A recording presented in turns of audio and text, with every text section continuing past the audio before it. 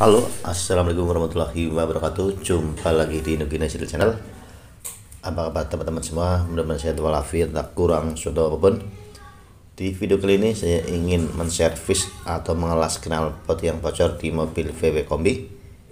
Tapi sebelum kita las knalpot yang bocor, akan sedikit saya review ya. Mobil VW Kombi ini diproduksi pada tahun 1968. Jadi sekarang berumur 52 tahun. Mesin 2000 cc, dan mobil VW Kombi ini ada dua negara yang memproduksi. Yang pertama negara Jerman dan yang kedua negara Brasil. Mobil yang biasa buat syuting ini hanya harga pasarannya udah gelap ya, jadi sudah masuk barang langka atau antik dan diburu oleh para kolektor mobil. Baik, langsung saja kita lihat proses pengelasan ya pada mobil VW Kombi ini. Tapi sebelumnya jangan lupa like, comment, and subscribe. Check it out.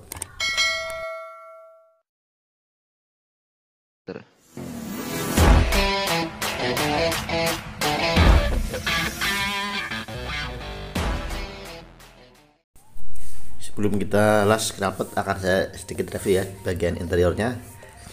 Joknya ini semi kulit ya bahannya, dan ini setir masih orisinil.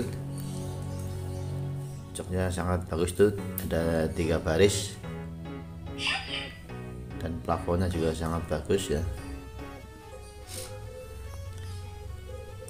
Transmisi manual, rem tangan modelnya